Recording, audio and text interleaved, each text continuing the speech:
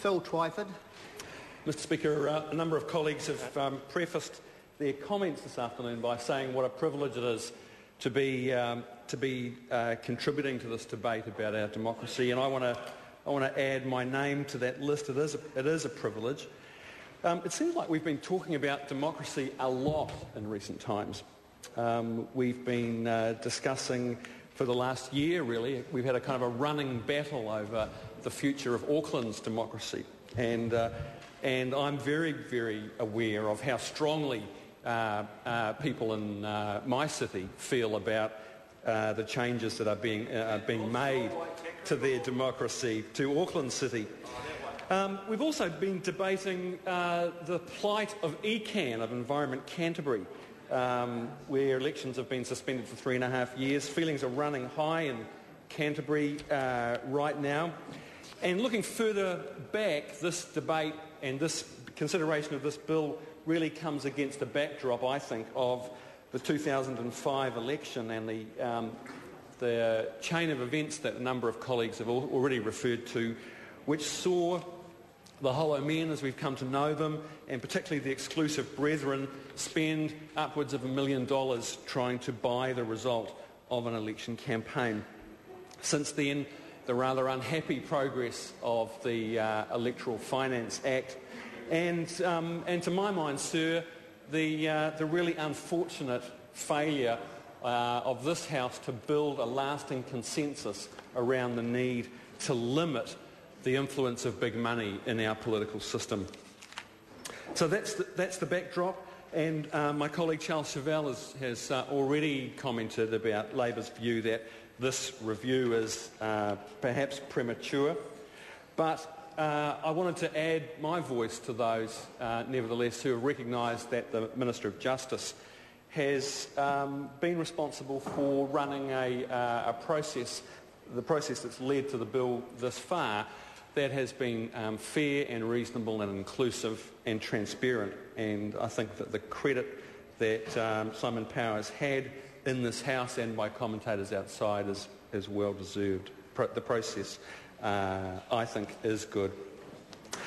So the bill, as we know, the bill sets out a process for 2 referenda, one to be held in conjunction with the 2011 referendum, which will offer voters the opportunity for change, and we'll ask them whether they want to continue with MMP or, in fact, whether they would like to choose one of a number of alternative electoral systems, and those are the systems that were dealt with in the Royal Commission. And if MMP wins the 50% or more that it needs, it will be retained, and that would then trigger an independent review by the Electoral Commission. If the change option wins a majority, then what we'll see is a second referendum held in conjunction with the 2014 general election. And that I think gives people plenty of time to debate the issues, to try to build a consensus. And as I said, I'm of the view that is a fair process. Particularly want to recognise that out of the debate and out of the consultation, we've got in this bill the second track, which would allow a review of MMP, and on this side of the House we felt that was extremely important, and I want to acknowledge the fact that review has been built into this. I also cut my teeth politically during the Muldoon years, and as a number of colleagues, David Garrett, Chris Tremaine and others have said, that they were influenced by the Muldoon years and often felt that New Zealand was living under a kind of dictatorship during the 1980s that went on forever and ever. And I think in many ways, for many of our generation, it was that experience that whetted the appetite for electoral reform. And there's no doubt that the actions of governments in the 80s and 90s sharpened the hunger for New Zealanders for a electoral reform that would deliver a more consultative and more democratic and representative system. And, in the years after the MMP system was introduced, it was often difficult to find anybody in New Zealand that would actually admit to having voted for MMP. And those initial years after MMP came in were quite rocky, and you had to wonder at times whether or not the system would last, because the level of public disenchantment was so high.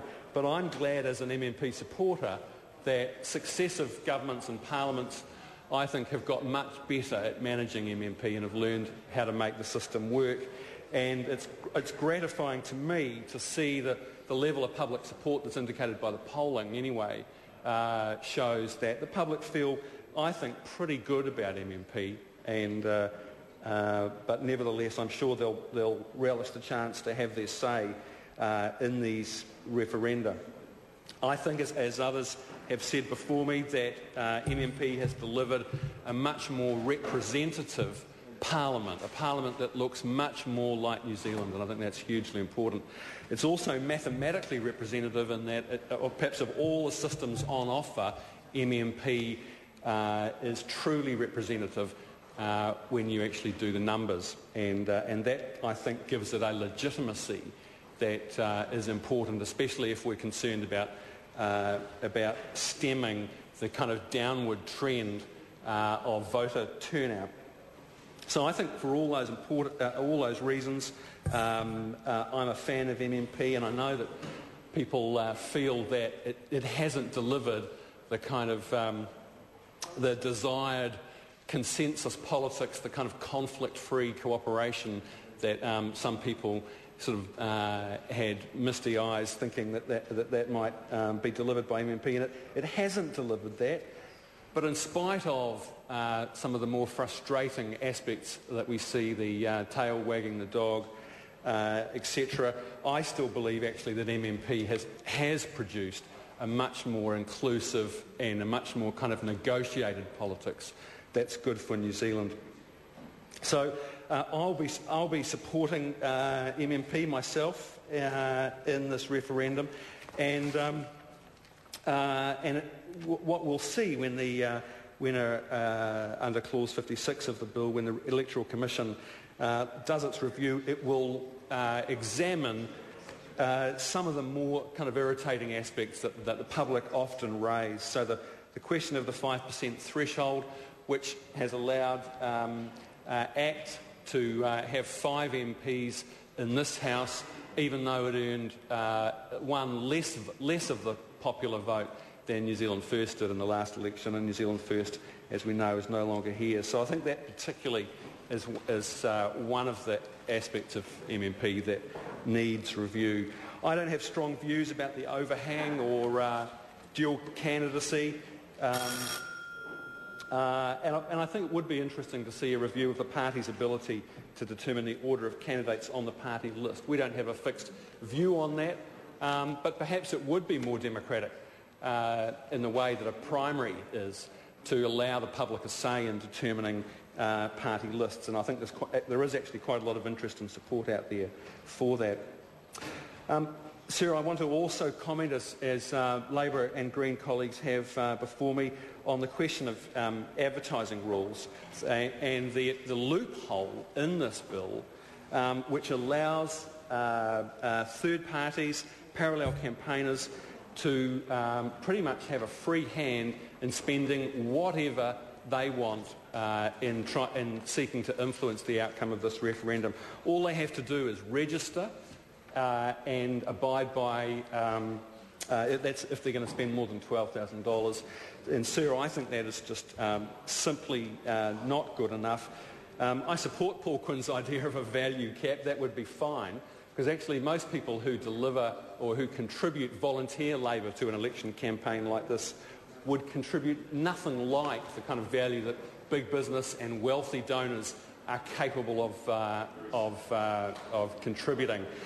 It's a nonsense to say that it's simply about freedom of expression. There's a balance to be struck here between freedom of expression and people who will wield undue influence in our democratic process. This bill doesn't appear to even recognise that there's a balance to be struck. And as Charles Chauvel said, even in the United States, which we always reference as the place where big money corrupts the election process, there have been serious efforts in recent years to regulate and protect the